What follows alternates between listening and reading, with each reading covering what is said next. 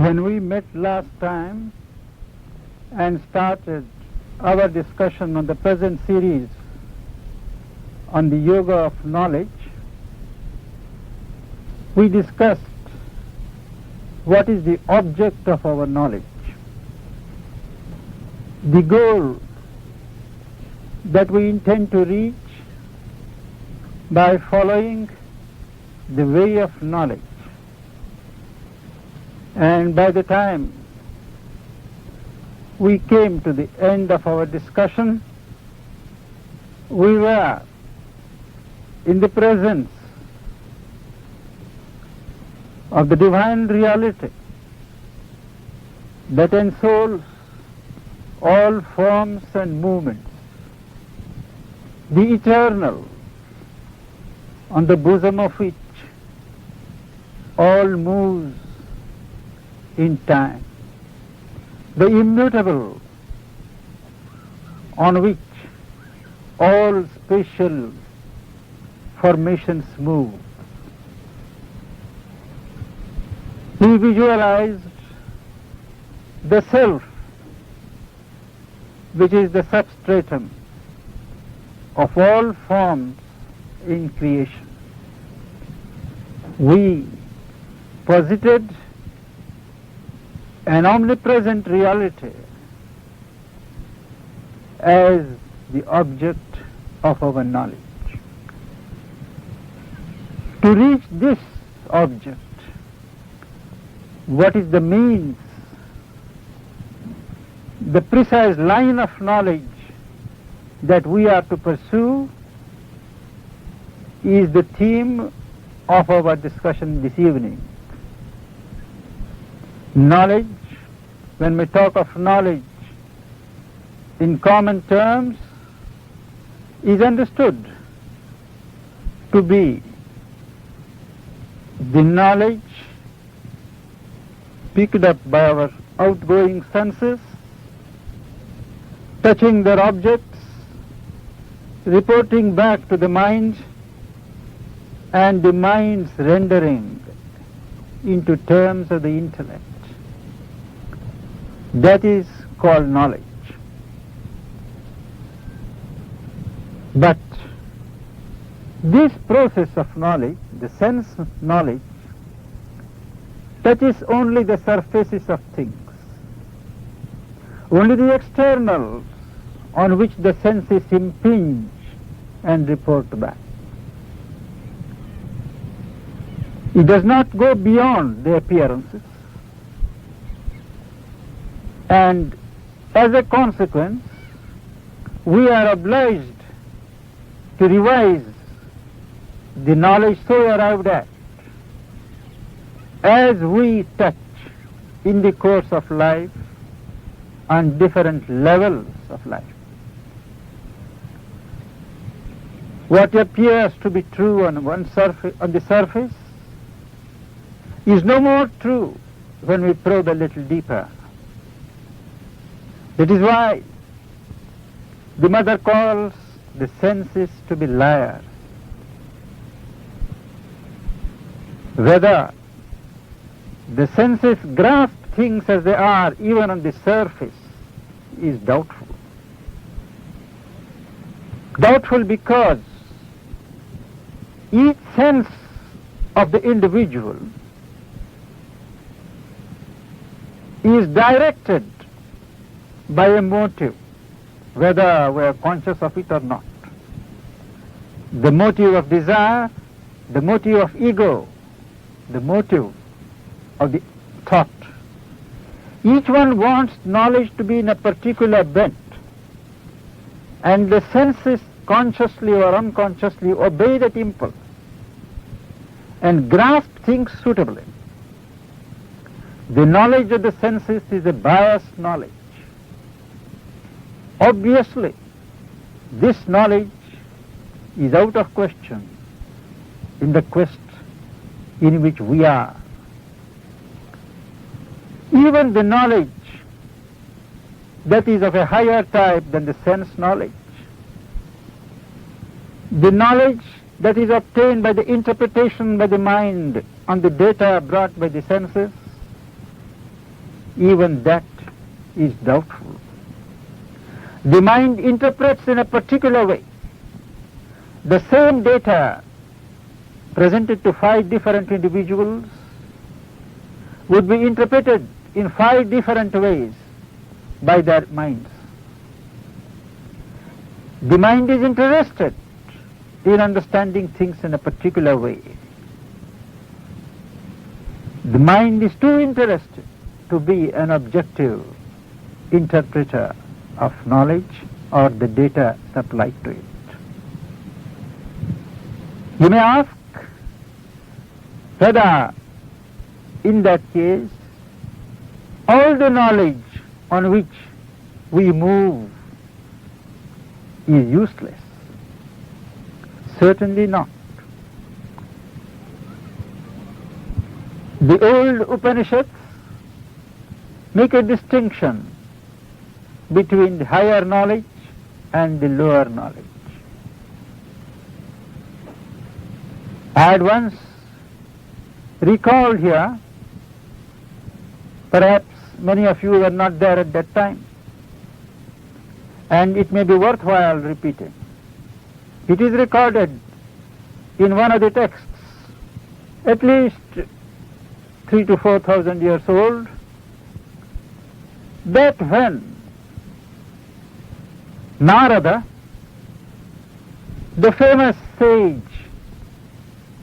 who had undergone several austerities, who had gone to the end of the knowledge that could be garnered through a study of sciences and arts, he realized that he had known only verbal knowledge and not the truth of things. He invoked the divine. He invoked the Son of God. It's called the Sanat Kumara, the eternal child, and appealed to him. I have studied, I have pored over the 64 sciences that are sanctified in the name of God. But at the end of it all, I have realized that I know nothing. I know only the words and what the words say. I am not in the presence of the knowledge that is meaningful. And it is recorded that the grace in the form of the child of God took compassion and answered his prayer to show him the other shore beyond the darkness of ignorance. There he speaks of the lower knowledge and the higher knowledge. The lower knowledge consists of the various branches of learning, arts, sciences, as many as 64 of them. And he says, they do not help to reach the soul. It is only the higher knowledge that takes you beyond the forms and appearances, puts you in proximity of the one self, the eternal, where knowledge is got by means other than the mental. That is the higher knowledge and the true knowledge. But the Upanishad takes care to record that the lower knowledge is a necessary step to the higher one. These branches of learning, knowledge based upon the data of the senses, knowledge built up by the intellect, all of them give us the truth of the processes, at any rate the certain processes in creation, the processes in which nature works. Maybe we are not yet given the processes of higher nature, but the intricate processes of the machinery of the lower nature, earth nature, these processes have been opened out and made familiar to our mind. Thus far, they have served humanity, and we record our gratitude to modern science, to older sciences, for the service that they have rendered in familiarizing man with the processes, the operations of truth. But when we want to know what is the truth of things, not the process in which it works, but what is the truth and why does it work that way, we are in another realm of consciousness. And to walk into this realm, to understand the mysteries of this realm, we need to cultivate other means of knowledge. The sense knowledge, the intellectual knowledge, they are to be left behind once their purpose is served, to sharpen the mind, to prepare the mind. Thereafter, they have to be left behind. Even the highest processes, the highest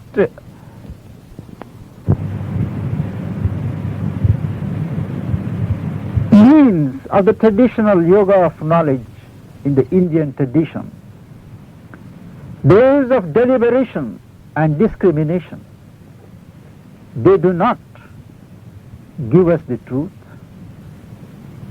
A traditional Jnana Yogin, a practitioner of the yoga of knowledge of the Vedanta,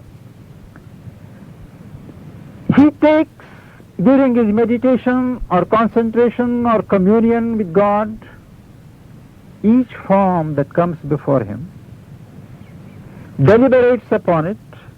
What is its nature? Why does it come? How does it come into being? Deliberates, discriminates it, discriminates its elements of temporal as against the eternal, discriminates the true from the false, rejects the untrue, rejects the temporal, and successively deliberation and discrimination is practiced by him till from his consciousness all that belongs to this temporal and transitory world is shed out. But in this process, in this yoga, the utmost purpose that is served by deliberation and discrimination is one of removing the cobwebs of ignorance, removing the darkness and obscurity, removing the obstructions. If I may say so, purifying negativity. But there, their role ends. We have to build upon the land, upon the ground that has been cleared by this twin operation of deliberation and discrimination. After the full operation of the sharp intellect has cleared the ground, has rejected the impressions heaped by the senses, analyzed and collated by the intellect in its own way, there comes the operation, the spiritual operation of vision. One may have intellectualized, read, heard from others, and formed certain definite idea of what the reality is, of what the self is. I may say, and my mind may be convinced that the reality is one, that the reality is immutable and eternal. But there it stops. It is a mental idea. a mental knowledge which does not have a concrete impact on the rest of my being? Does it change my movements in life? Does it really affect my attitude to men and things? An intellectual conviction, how far does it carry man? What the mind is convinced of, the intellect has built at its level. It can have its full power only when one has the direct vision of the reality. Just as on the physical plane we hear of so many things, we form ideas from books, from reports, from imagination, but we get the full value only when you see by the direct sight. When the thing is presented to our physical vision, we get an idea. We form a contact, and that becomes part of us. Thereafter, for the rest of our lives, it remains with us. Similarly, on the spiritual plane, on the subtler plane, unless one has or one is vouchsafed the vision of the reality, the divine as light, you have a representation, a direct light ray of the divine falling on you and making a concrete impact. The knowledge has not yet become real. But even this vision, the vision of light, the vision of form, is only the first touch. The eye that sees is not the whole being. Man consists of so many parts of himself, and each part of myself has to realize its truth in the self. The self projects itself in the form of mind, in the form of the heart, in the form of the life force, in the form even of the body. Each formation, each formulation has got to go back to its indwelling inherent self and realize that truth. The mind has to realize the direct sense of its knowledge of the supreme reality, say for instance as existence, consciousness and bliss. The heart has to go back and realize the truth of what it calls love, that it is not the changing human emotion that we call love, but it is the unchanging, independent truth called love that pours on all irrespective of the reactions or recognitions. Similarly, the life force has to realize its truth in the self as a projection of the consciousness force of the divine. Even the physical learns in the course of tapasya how it is not a veil but an embodiment of the physical self. Now all this at each level of the being, the revelation that has started with the vision has to be built up. This is called experience. Vision followed by experience. Experience gives us a touch of the reality. The experience, but that is not the end. So many spiritual careers have come to an end, untimely end, simply because the people concerned mistook one experience to be the total realization. Experience is one point of contact.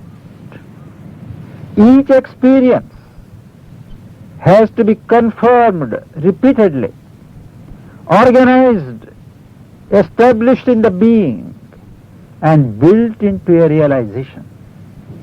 Experience is the seed out of which the fruit of realization has to emerge. And when this experience of the reality through is confirmed repeatedly by evocation, by opening of oneself, and organized in the rest of the being, there comes the stage of identity with the divine. When there is the identity, there is no knower. One becomes one with the known. The trinity of the knower, the known, and the knowledge fuse into one. There is a complete realization of the reality. This passage, however, from the human level to the divine is long. It has to proceed through many stages. But largely, this process, this passage is twofold.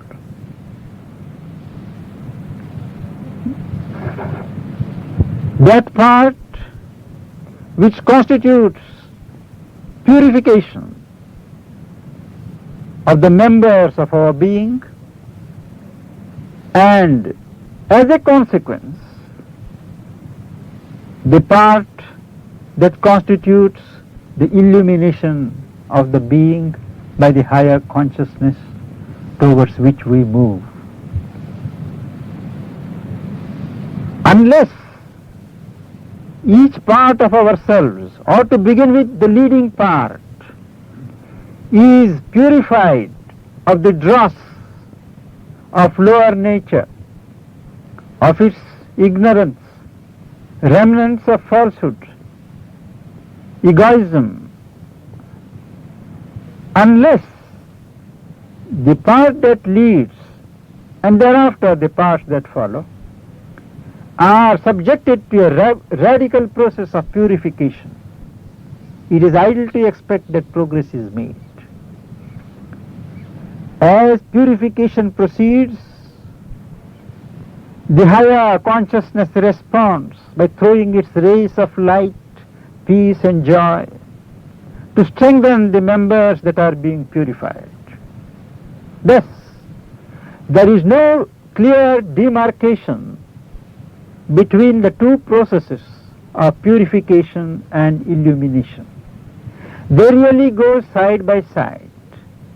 As purification proceeds, there is a larger opening effected, where the illumining rays of the higher consciousness are received, and as the rays act upon the levels that are cleared, the area is extended, resistances in related regions break down, and more parts get purified.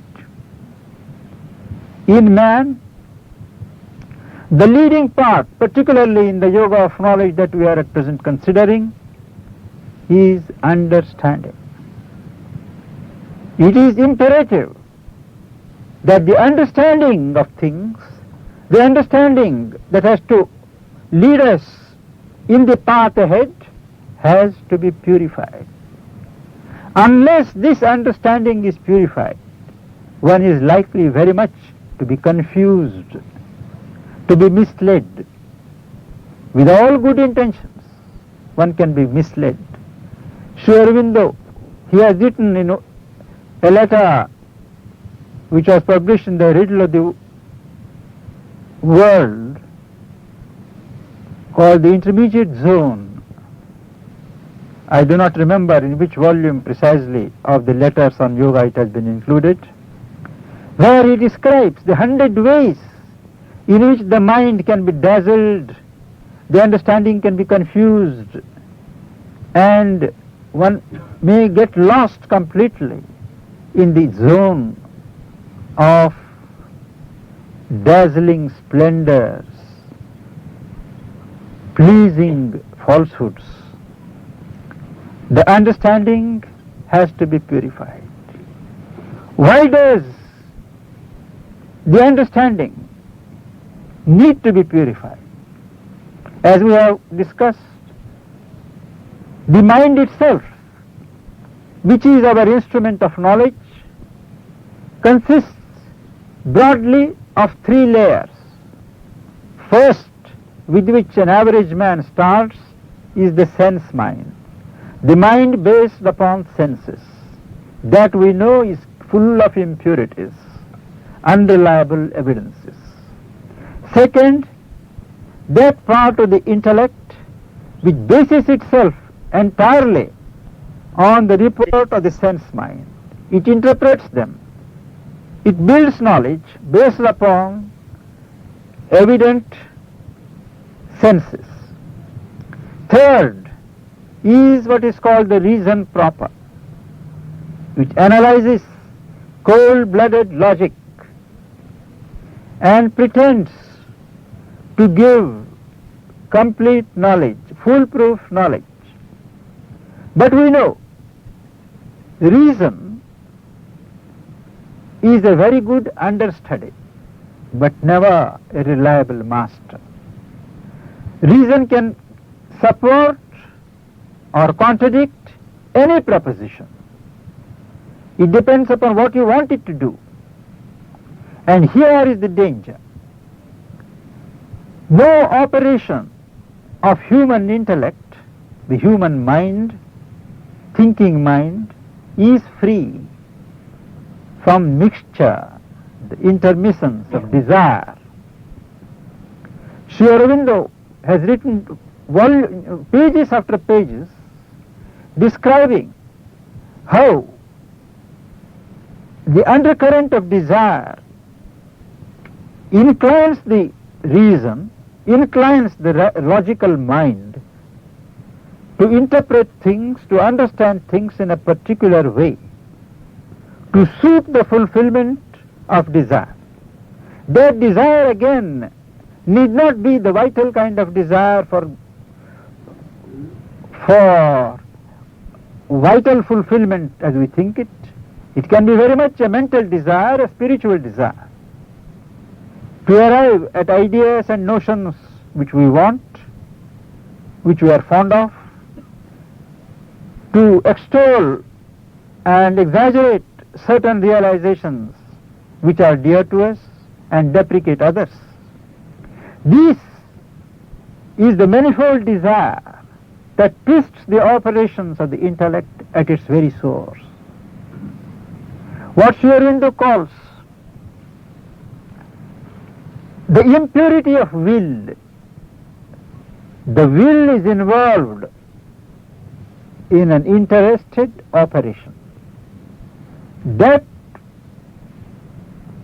contributes to the defective and faulty working of the understanding. Second, by habit, the process has been built up of feeding the understanding from the sense level. That again brings another element of impurity. Third, there is, just as I mentioned now, the element of impurity in thought itself. We have each one of us pet ideas, pet notions, want truth to be a particular way, want it to present itself in this manner or that form. This prejudges the issue, and the understanding is weighed in favor of our recognized or unrecognized notions and preferences. These are the three impurities that are to be eliminated from our understanding.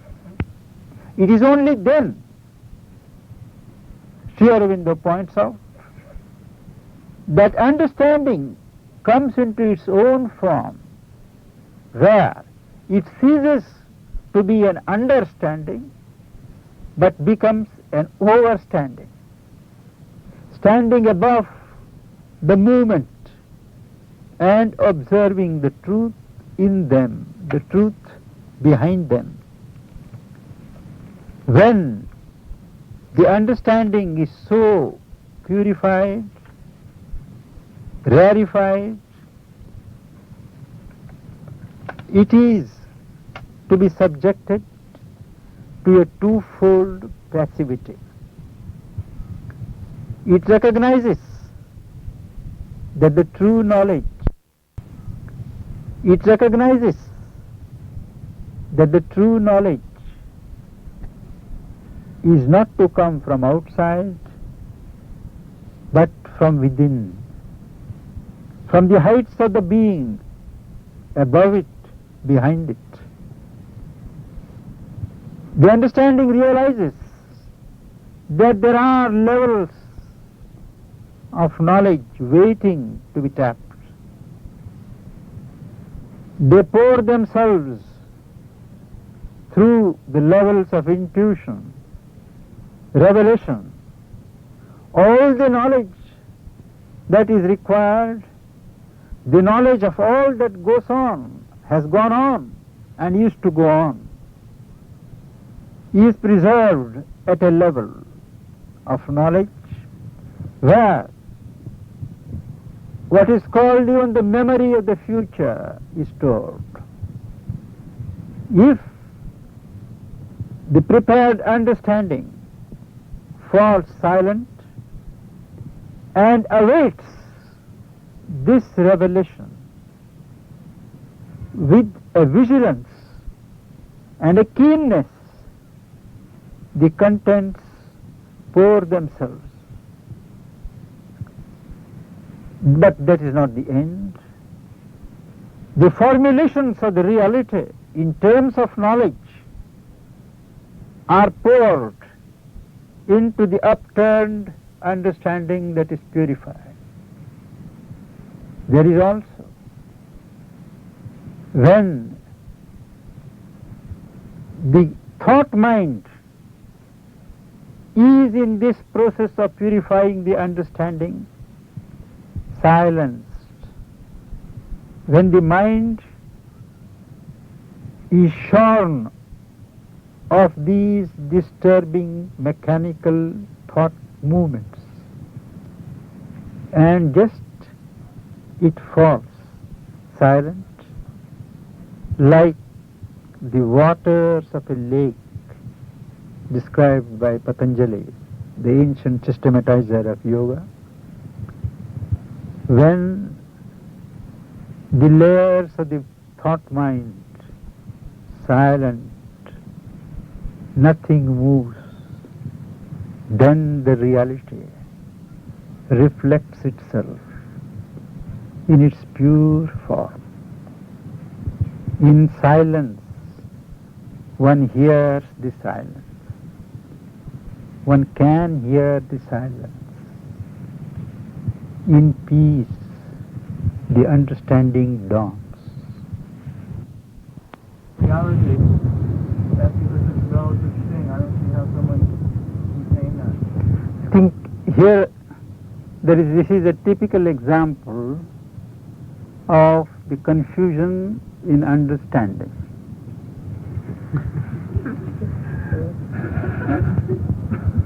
The reality, the supreme reality, is above time and space. It is unchanging, immutable, You can't describe it as this or that. It is there. It is the manifestation of that truth that proceeds in terms of time and space. Even time and space are its own formulations.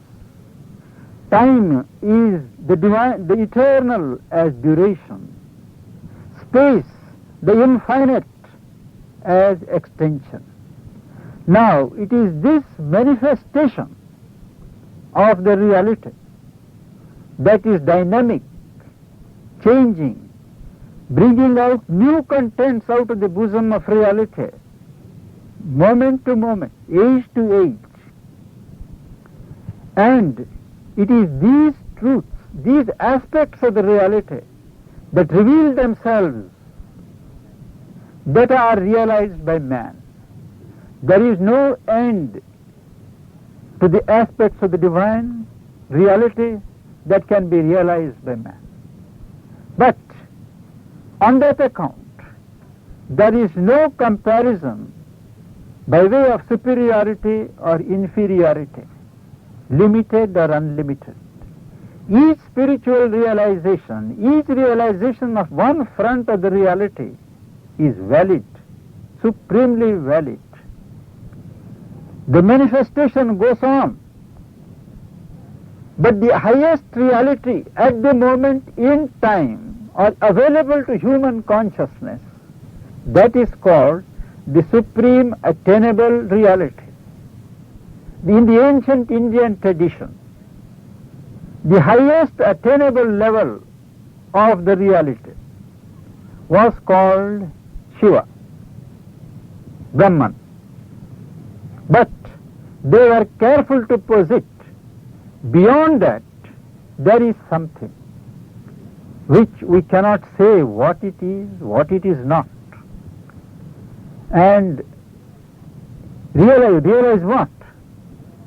When you come to the realizable summit, you become one with it. There is nothing further, nobody to realize thereafter. Whether each avatar, he came to realize in human form, embody in human form, and make available to humanity the particular grade of truth, the particular potential of truth which was necessary at that stage in their evolution. Necessarily, in terms of time, each successive avatar brings a fuller truth in keeping with the more advanced stage of evolution of humanity. Sri Aurobindo has arrived at a time when humanity is ready for a more synthetic, a more rounded realization of the reality than was possible before. All the realizations brought down and manifested by all the great figures have been so many contributions leading to this fulfillment of the present age. Nobody ever said that this is the final. Sri Aurobindo himself says, once you realize the supramental realization, have come to the supramental realization, and how is the supramental consciousness? There are still further vistas. New avatars may come, you may not call them avatars at that time, but new manifestations will come. The vistas of the infinite are endless. There is no limit. We can't say this is the highest and no further. What is the highest possible now for human consciousness? That is with which we are concerned, the rest is only academic.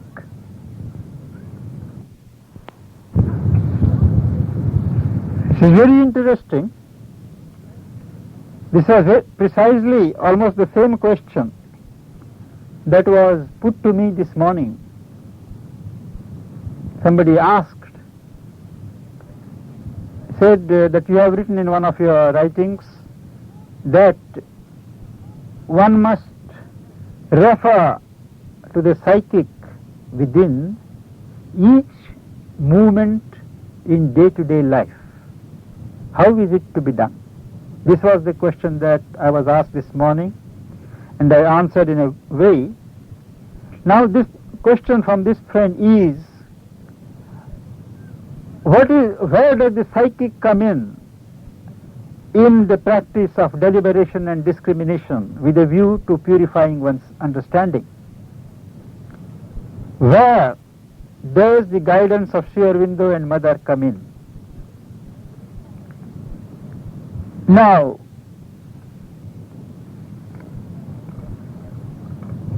done purely as a mental operation, this process of what is that called? Deliberation and discrimination is a laborious process. It is called Vichara Marga, the way of inquiry, the way of mental scrutiny in the Indian tradition. Very laborious. People spend hours together analyzing whether this is true, not true, the black is black, or it is a shade of white.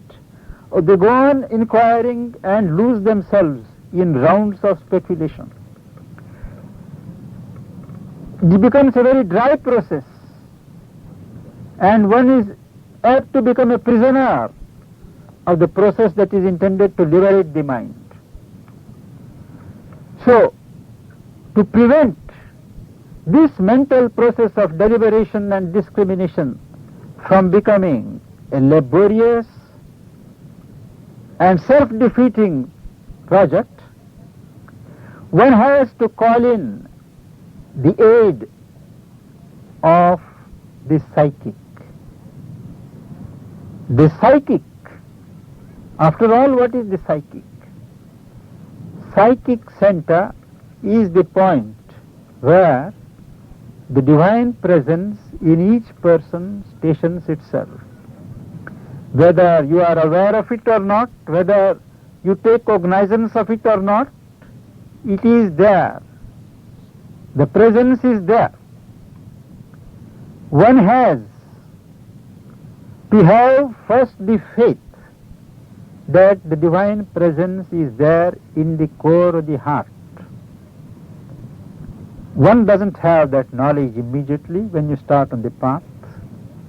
So, you have to take the word of those who have gone before you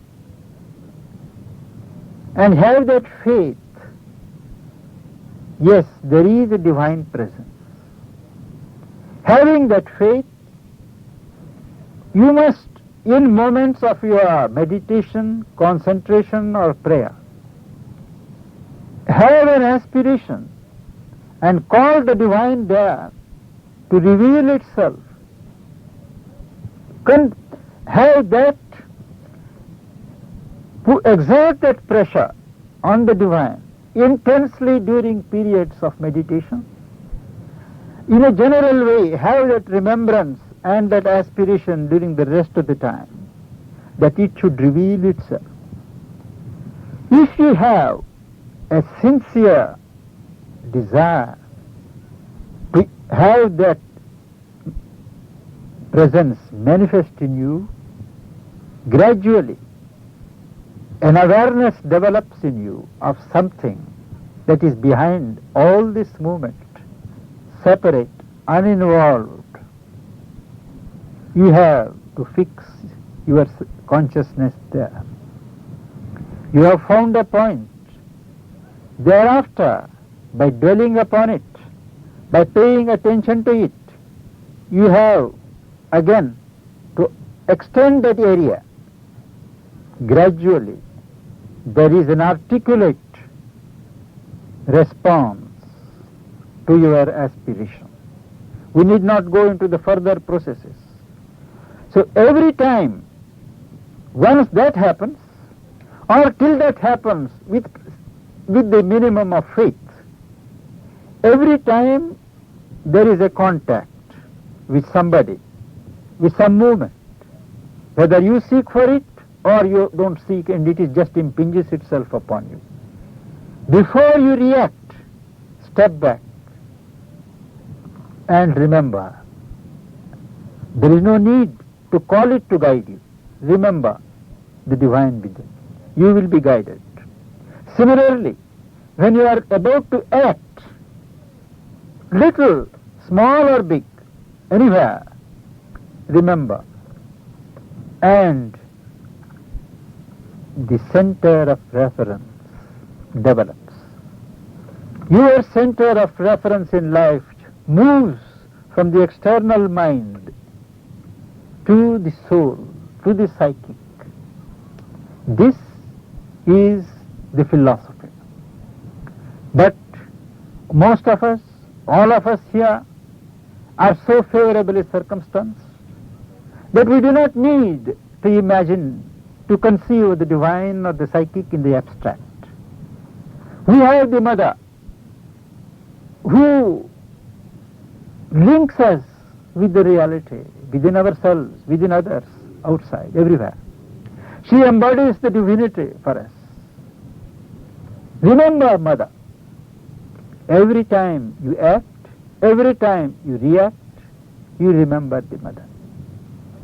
This builds up the mother's consciousness slowly, step by step, dynamically in you, and it becomes a force. As her consciousness develops from being merely a center of reference, the charge of the sadhana is taken away from your hands. Deliberation, discrimination, they will proceed spontaneously from that consciousness. Sri Aurobindo and the mother are dynamic presences in action in each one of us. We have only to remember and evoke the guidance is there. After evoking, to follow it up is our part, and it is there that most fail. Sincerity, purity, receptivity, these are demanded. When one knows that this is the true thing, still one persists for any reason in doing a different thing. The guidance will not repeat itself if this continues for more than 2 or 3 times. Sincerity, that is the first step. Receptivity, vigilance. When the guidance comes, one has to act upon it without question.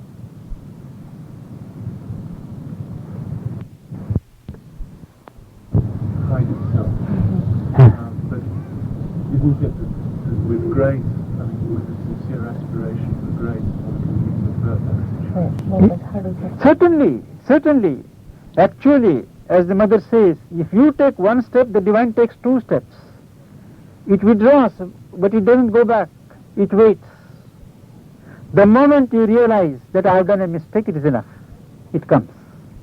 It gives you another chance. Whether you will act, it gives many chances. Even the slightest realization that yes, I have not followed, it is enough. That is an implicit admission and a readiness to correct oneself.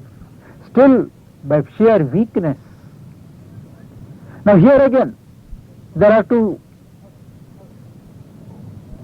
things to be kept in mind. One doesn't follow the guidance by sheer weakness. And one knows that one is false. One is at fault, I have not followed. He repents. He is still in the action of the grace. But one cheats himself.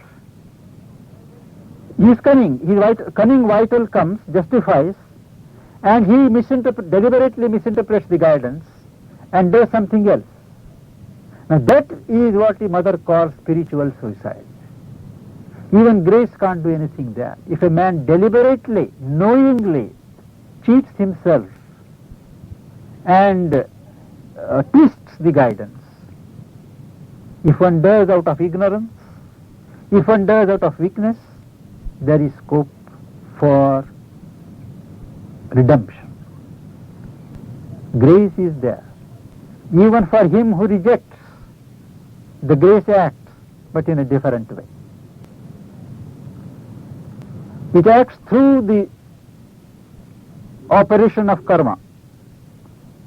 For him, the grace saves. For the other, the grace acts through the compulsions of karma.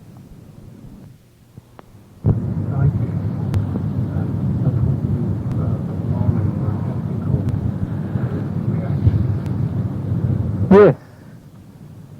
Usually, the ethical, the traditional, the moral guidance, injunctions, they are sediments left in the mental and vital levels out of an inherited past or a present in which we live. But the psychic level is deeper. When the psychic guidance is there, there is a feeling of conviction. It doesn't admit of any yes or no. It is transparent. It does not impose itself. It does not compel you to obey. But there it is. It shows itself. There is about it an atmosphere of certainty, a soft peace, a velvety background to that guidance. If you do not accept, it just goes back. It does not compel you to obey it. It carries a conviction about it. One has to be silent. One has, if one is not satisfied, mentally analyze whether this comes from the spiritual depths or from my own mental understanding of what is right, what is ethical, what is moral.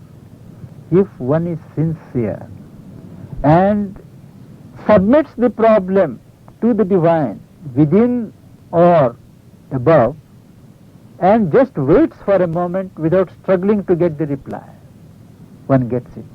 Mother has said that people, they are restless. They want the answer, and they give their own answer thereafter.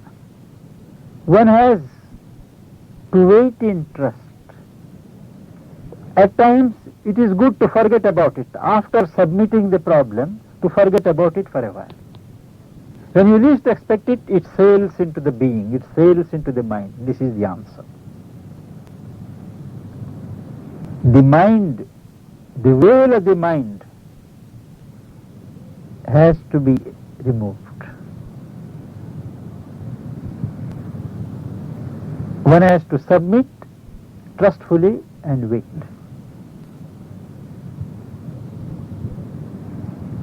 One may say that a busy man in the street does not have all this time to do. But all this operation is not expected of him. It is expected of a seeker. And the seeker has all the time. A person outside in the world who is seeker within, he has time within. As the opening? Usually, these visions, these revelations in form, either form of light or in form of particular, figures, they do not come by our effort. They just reveal themselves when the consciousness is ready to receive them. Now, to make the consciousness ready, receptive, to bring it into a fit condition, when it can watch, when it can receive the impact, all these methods, concentration, a gathering meditation, a movement of rising prayer,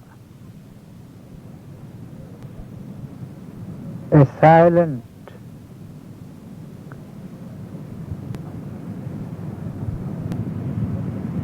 lapse of the consciousness. These are the methods in which the conditions is prepared for the revelation to take place. By whatever means, the outspread consciousness has to be gathered and presented like this. This thing can happen even involuntarily in certain cases. Say, in a moment of crisis, there is an accident, something happens on the battlefield, or some emergency. Suddenly, all the outer coverings fall away and the inner consciousness gathers up without our effort. These are the moments that the divine waits to reveal itself. It can happen involuntarily also. It can happen when you least expect it, when the soul pushes forward. When you may be in the midst of work in a factory. One has the vision. Not a mental vision, but a spiritual vision. The soul in its inner evolution, which goes on irrespective of what you do or do not do, a moment has arrived for it to take a leap. And all the outer senses are dulled. Inner eye, the inner senses come forward and take cognizance. You think that you have heard it and seen it from the physical eye. So these are the various possibilities open to man. But for a seeker, he has to make the effort on his side to keep himself in a constant state of readiness for any message that may come, for any revelation that may be shown to him, for any word that may reach him through anyone or through none.